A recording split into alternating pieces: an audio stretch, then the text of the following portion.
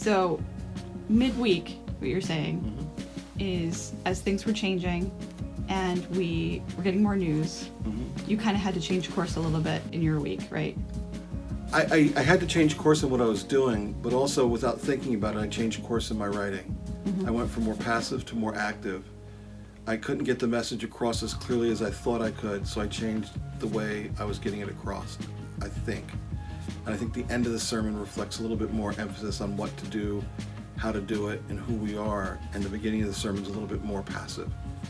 And because the people at the start of the sermon, the story, they're judging Jesus on who they think he is. And I was trying to get a point across: don't judge people, listen for God's message. And I think I was not as open about it in the first part that we have to do it, and I was more so in the second part. So you would say your overall theme, though, is still intact? Yes, overall theme I think is still intact.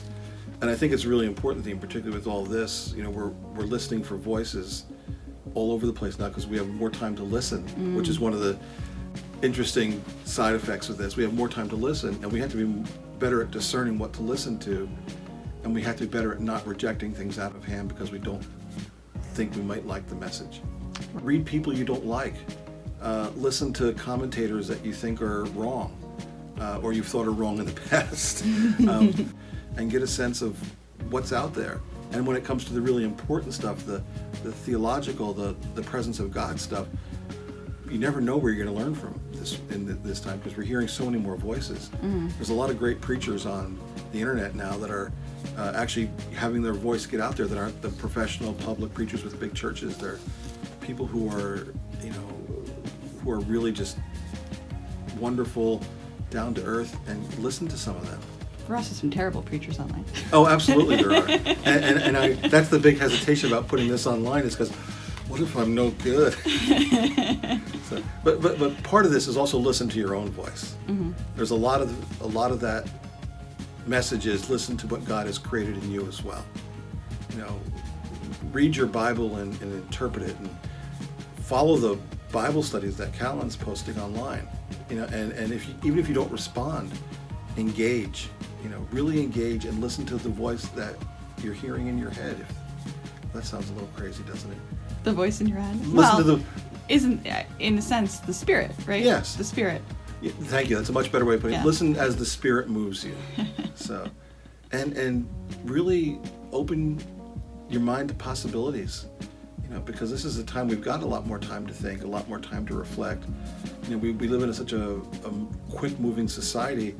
We're slowing down for a while. And during this slowdown, take time to engage things that maybe you hadn't been able to do before.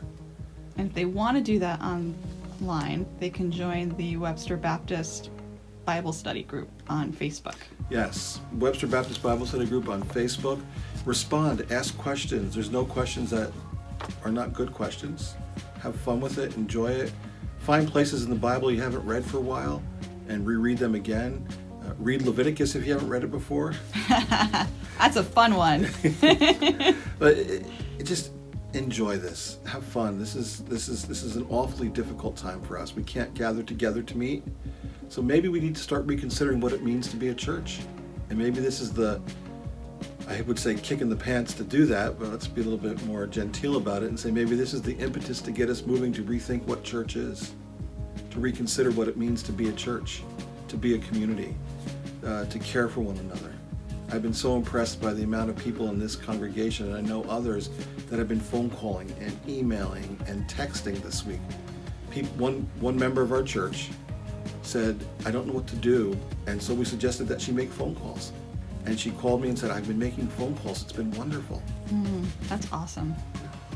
That makes me really excited that we're reaching out and remembering that, above all, we're a family.